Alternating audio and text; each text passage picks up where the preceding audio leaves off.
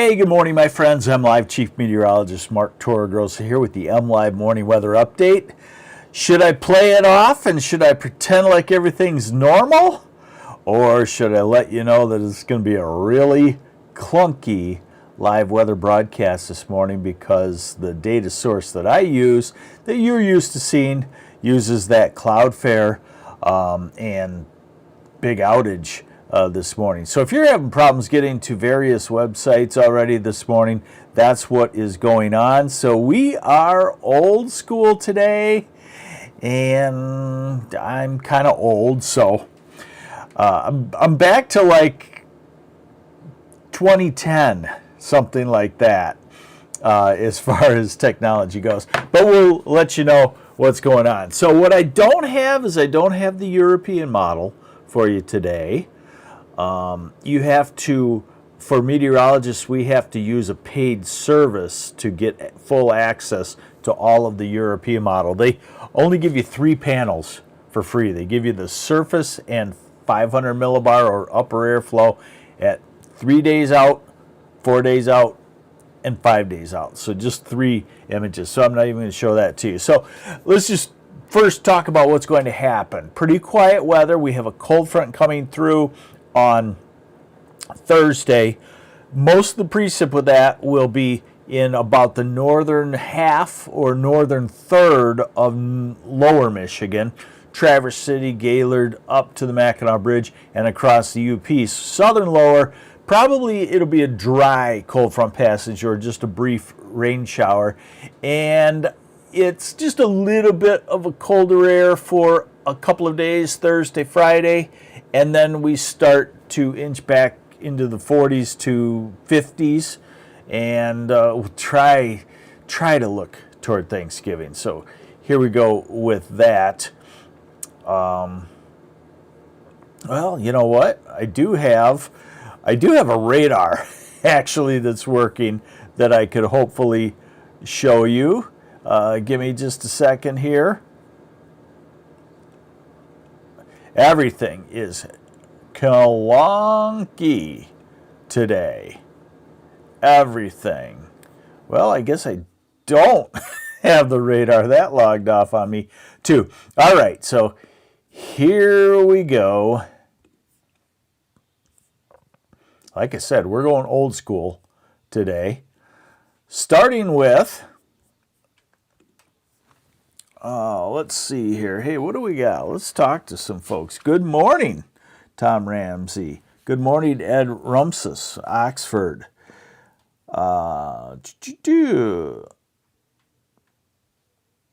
Yes, Lisa Collins noticing some great sunrises.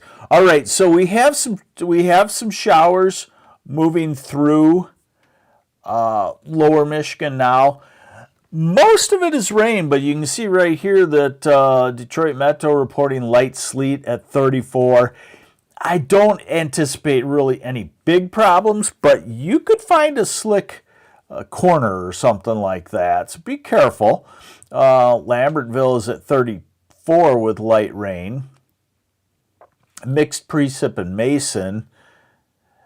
And otherwise, we're looking at light rain, and then you get to the northern half of lower Michigan, and it's a lot colder because it was clear overnight, and it's partly to mostly sunny, like Traverse City at 25 degrees. All right, are you ready for this? This is the clunkiness. I will prepare you for it. What you're going to see here is the GFS model. That's the US model. I don't like it after about 3 or 4 days. It's a shame too. We do have some great models from NOAA. High resolution rapid refresh, I always show you a North American model. But when you get out there, the European model, which is real clunky, no access this morning, is much better than the GFS. So what I picked out is the GFS in its ensemble mode. What you're going to see is the center of storm systems. So this will make sense early in the forecast period because you'll see a couple of storms like that Thursday cold front with the low pressure center up in Canada, keeping most of the precipitation and the snow up in Canada. And then you'll see as we get into next week, the 30 different tweaks of the GFS, which is what the ensemble is tweaking it. You'll see the lines all over the place, meaning can't trust that model. So we'll know how far out we can trust it. And here it is. Okay. I'm using a NOAA site, and it's extremely clunky. Yes, Josh Curtis, that's right. Cloudflare is down. Oh, Dada's doing a little Italiano. Grazie, vi svego dall'italiano, or something like that. Come stai? Hai mangiato?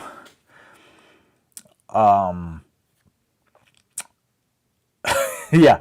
So as we get into next week, you see all these squiggly lines. What the heck does that mean? Did my grandkid get on the weather maps and color all kinds of stuff? No. That means that this model is trying to forecast the center of a low pressure system, and it's all over the place.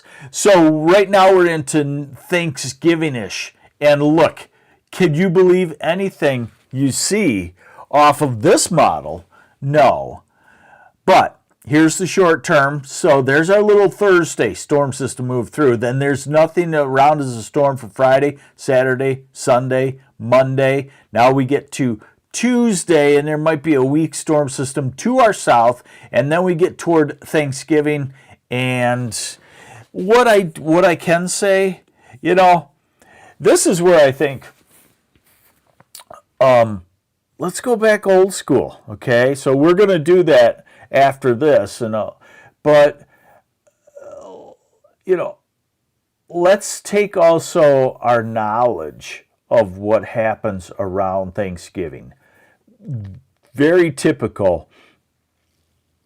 7 out of 10 Thanksgiving periods have a fairly strong storm system somewhere from the Dakotas to the eastern Great Lakes. Usually the Dakotas, Minnesota. That's a very common time for the Dakotas and Minnesota to have, their first wind-driven, almost blizzard, so to speak. I can remember a lot of years talking about Thanksgiving travel weather, and if you're flying into Minneapolis, St. Paul, MSP Airport, you may have some issues. In our region, we've rarely had a Thanksgiving snowstorm. I don't think we will this time. I think from what I'm seeing before the outage is that a storm system will pull up to our west. We'll be in a pretty mild shower and even thunderstorm pattern sometime around Thanksgiving. I don't have the timing just yet today.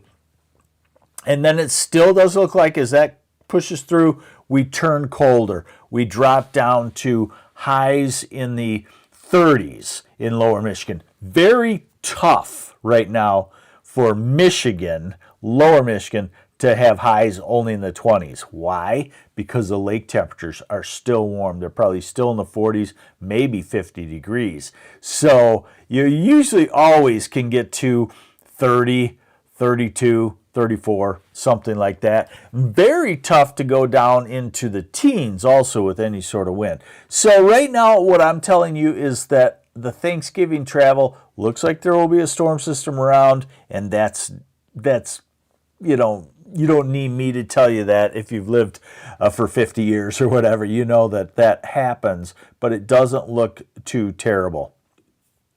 All right, so more clunkiness ahead. Okay, remember I told you old school? Okay, so what we're doing now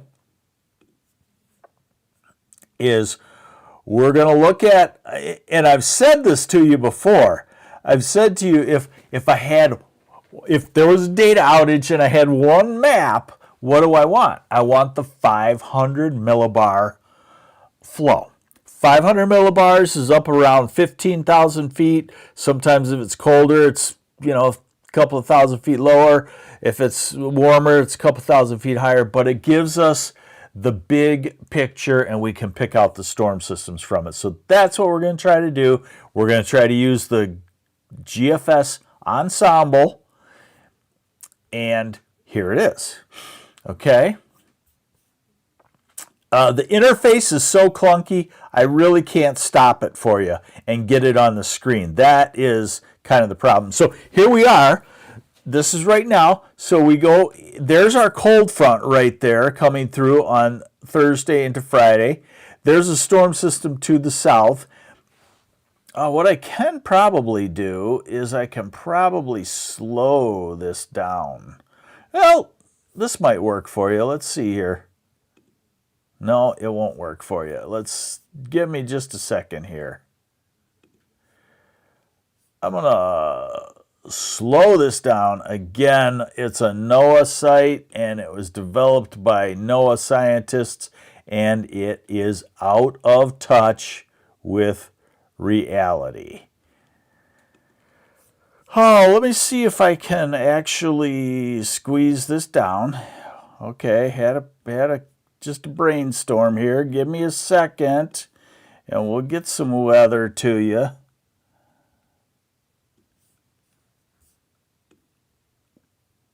Okay, there we go.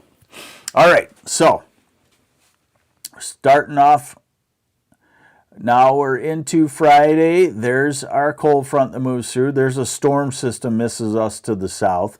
Now look out to the southwest. There's a storm system out in Texas. This is next Monday. It lifts out. It looks like it may stay to our south. And then we go to Wednesday. Now we're at Thanksgiving. And then you notice somewhat of a northwesterly flow kicking in after that. We're out at December 2nd. Best I can do for you. Okay, now one thing that the NOAA has developed over the years is what's called the National Digital Forecast Database, and it's still working. So these are the high temperature forecasts. We can give you that. Let's go into that. All right, let me blow it up just a little bit so you can maybe see it a touch better. This one I can almost control.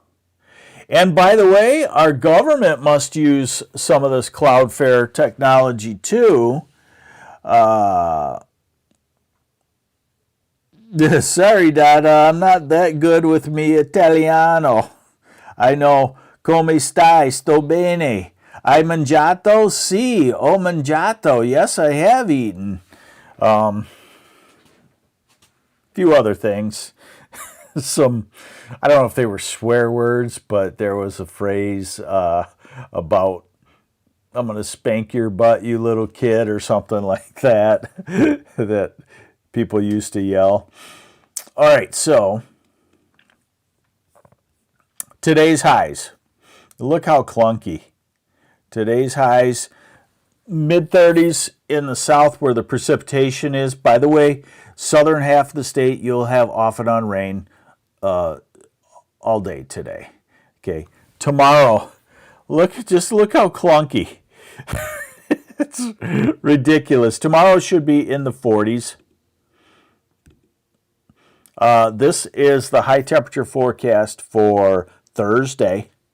50 in Lansing, 50 in Grand Rapids, 52 in Kalamazoo and Jackson, and 52 in Ann Arbor. So not too terrible. You get Traverse City, 47. Late November, that's pretty mild. The UP in the 40s. Friday, remember I told you cold front moves through. Doesn't affect the south a whole lot. You're still in the upper 40s, but you get Traverse City a little cooler, 44. And you get to the UP 30s, so that's not a strong cold front at all. And then we go to Saturday, and we're looking at temperatures in the 40s for highs. That means if it clears, your mornings are in the 20s. This is Sunday, and we're starting our rebound to about 50 degrees, a lot of upper 40s to 50. And let's then take a look at Monday. And we're looking at the low 50s in the southern half of the state and Traverse City still 48 degrees. So still really pretty mild compared to what it could be and what it has been. And by the way, the nice thing is that's a human forecast. They were able to look at all the models. I'm sure the National Weather Service looks at the European model. Yes, they do, because I remember seeing that in a lot of the discussions.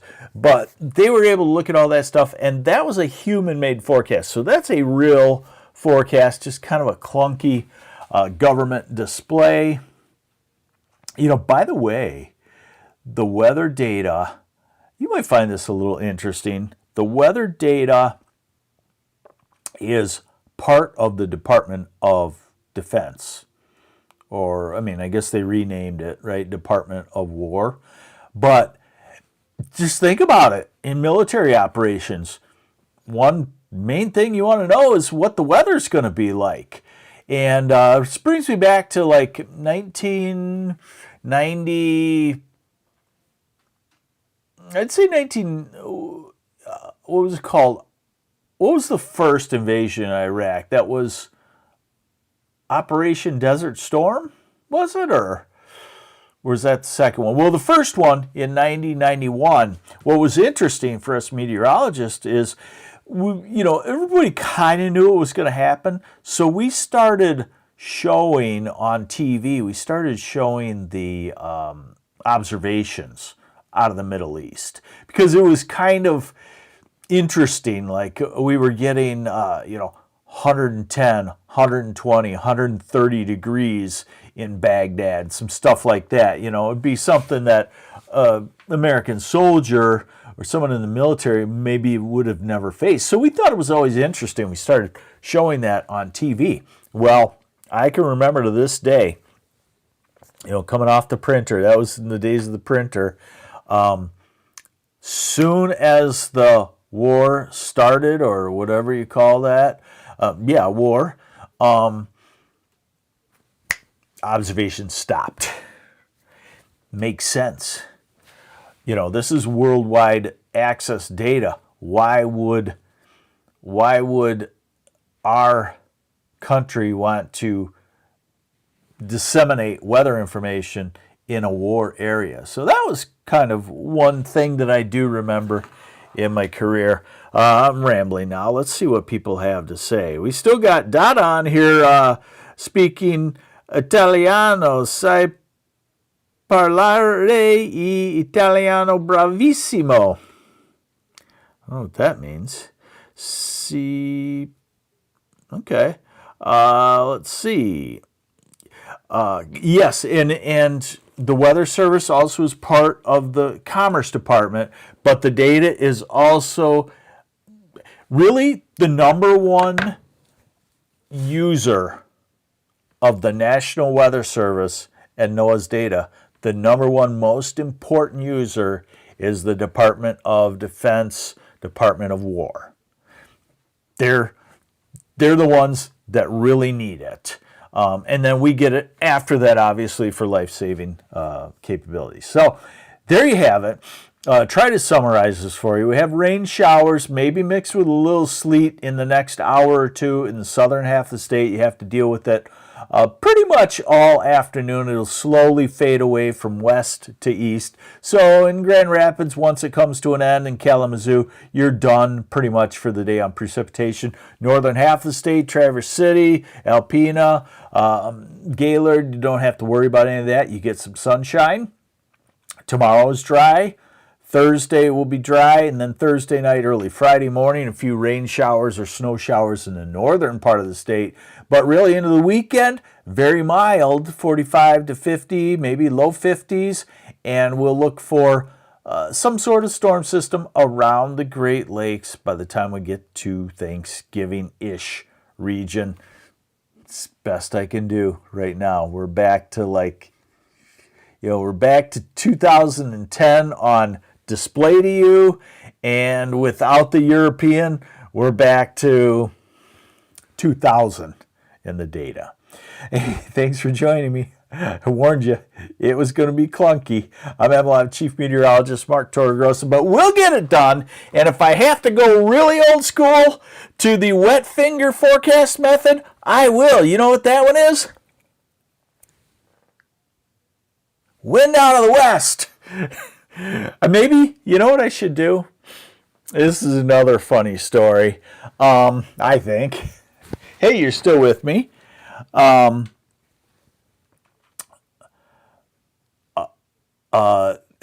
was I going with this? Oh, I've done a lot of talks, a lot of public appearances in my meteorology career. It's fun. Somebody will come up to me after I've talked to, say, let's say I've talked to, a teacher's group or a church group or something like that.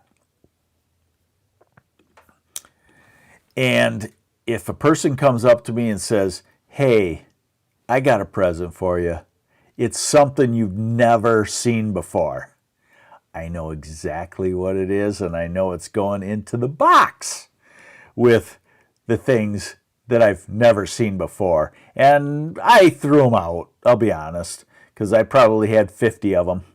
Never seen them before. And that is the old weather rock. You remember that? If it's wet, it's raining. If it's can't see it, it's snowing. If it's shaking, it's windy. If it's gone, somebody stole it. Yeah. Hey, Mark, thanks for coming out. We got a present that we're sure you've never seen before. Like, okay, here we go. Pretend like you've never seen it before. Here comes a weather rock. Oh, weather rock. What is this thing? Oh, that's funny. That's funny. I've never seen this. Thank you. Hi, bye, folks. I got to run. So, weather rock. We'll pull out the weather rock if we need it, but we won't. Trust me. So, take care. Have yourselves a great day. And I should just probably tell MLive I'm going back to bed. Look out the window. Take care. I'm MLive Chief Meteorologist Mark Torregrossa. This is the MLive Morning Weather Update, dated about 1992.